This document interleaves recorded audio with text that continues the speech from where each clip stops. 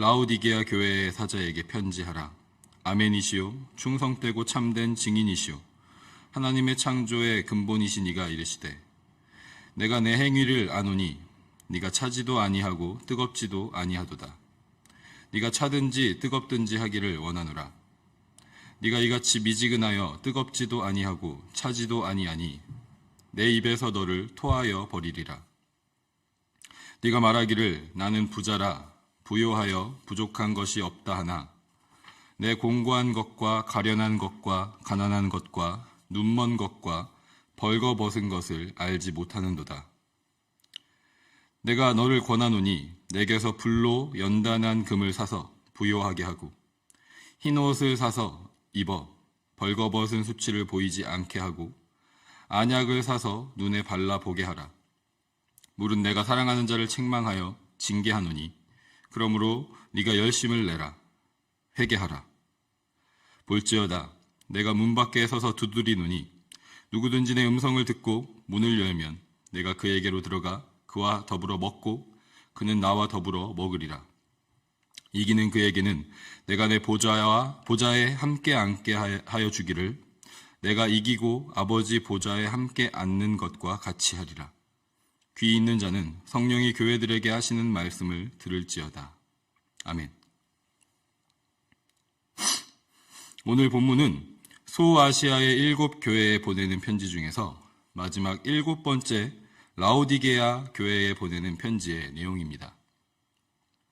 15절, 19절, 20절처럼 우리가 익숙하게 많이 듣고 외우고 좋아하는 성경 구절들이 있는 본문이기도 한데 주님께서는 이 편지를 통해서 라오디게아 교회 성도들에게 강조해서 말씀하시는 2가지 내용에 오늘 우리가 집중해서 이 아침에 묵상하며 주님의 음성을 듣기를 소망합니다. 첫 번째는 바로 아는 것에 대해서 말씀하십니다. 17절에 기록된 대로 라오디게아 교회는 스스로에 대해서 이렇게 생각하고 있었습니다. 나는 부자라 부요하여 부족한 것이 없다. 실제로 라오디게아라는 도시는 경제적으로 크게 발달한 도시였습니다.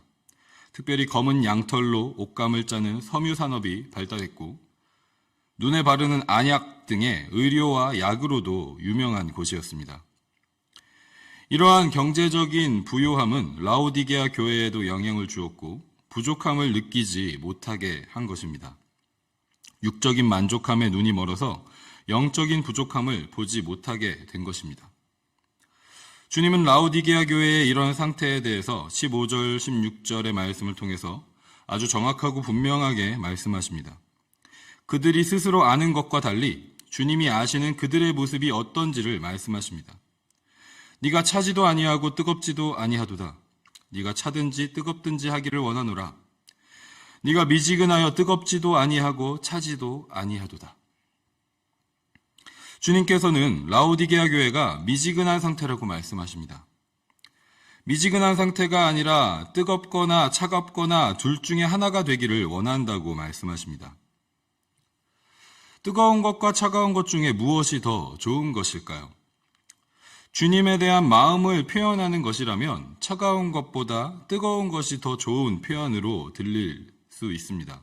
보통 뜨거운 믿음, 뜨거운 사랑은 열심과 진심을 표현하게 되고 차가운 믿음, 차가운 사랑은 부족한 상태, 식어버린 상태를 떠올리게 하기 때문이죠.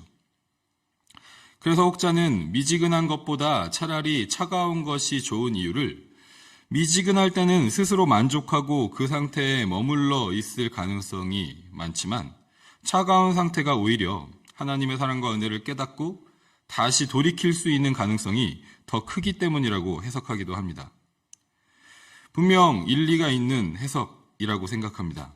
그런데 라오디게아라는 도시가 위치한 지형적인 특성을 우리가 알면 주님의 말씀이 무슨 의미인지를 더 잘 이해할 수 있습니다. 라오디게아가 위치한 지역 근방에는 약 10km에 걸쳐서 형성된 온천 계곡이 있습니다. 그리고 인접 도시인 골로새에는 냉천이 있었습니다. 주변 지역에 온천과 냉천이 모두 존재했지만 라오디게아에는 둘 다 없었습니다. 온천물이 라오디게아로 흘렀지만 계곡을 따라오는 동안 물은 미지근하게 식었습니다. 주님께서는 이런 환경에서 살고 있는 라오디게아 교회 성도들에게 말씀하고 계신 것입니다. 온천은 뜨거운 물 상태로의 유용함이 있고 냉천은 또 차가운 물 상태로의 유용함이 있습니다. 뜨거움, 미지근함, 차가움은 믿음의 척도를 나타내는 것이 아니라 뜨겁지도 않고 차갑지도 않아서 아무 쓸모가 없는 상태를 오늘 본문에서 말씀하고 계신 것입니다. 라오디게아 교회는 스스로 부족함이 없다고 알고 있지만 주님이 아시는 그들의 모습은 부족함이 있다는 것이죠. 미지근함은 뜨거움과 차가움 어느 쪽에서 보아도 부족한 상태이기 때문입니다. 라오디게아 교회는 이러한 자신들의 상태를 바로 알아야 했습니다. 주님이 보시기에는 그들이 부요한 것이 아니라 오히려 공고하고 가련하고 가난하고 눈이 멀고 벌거벗은 상태였던 것입니다. 그들은 주님의 말씀을 듣고 자신들의 모습을 바로 알아야 한다고 주님께서 말씀하고 계신 것입니다. 이처럼 첫 번째는 바로 아는 것에 대해서 말씀을 하시고 이어서 두 번째로는 바로 행하는 것에 대해서 말씀하십니다. 18절부터 20절 말씀을 통해서 라오디게아 성도들이 행해야 할 것이 무엇인지를 말씀하십니다. 18절에는 무언가를 사는 것에 대해서 강조해서 말씀하고 계십니다.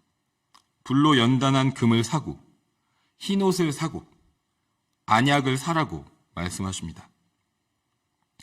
경제적으로 발달하여서 부족함이 없다고 생각하는 그들이었지만 주님은 그들이 사야 할 것이 있다고 말씀하십니다. 이 세상의 금은 보화가 아니라 불로 연단한 영적인 금, 순결한 금, 주님을 향한 믿음과 사랑을 사라고 말씀하십니다.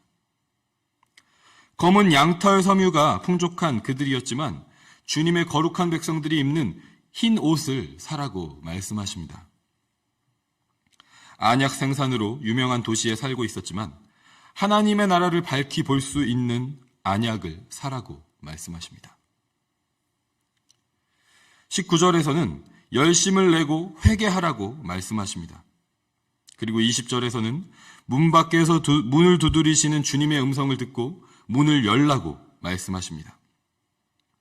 이 모든 행동들은 스스로가 능동적으로 행하는 것에 초점이 맞춰져 있습니다.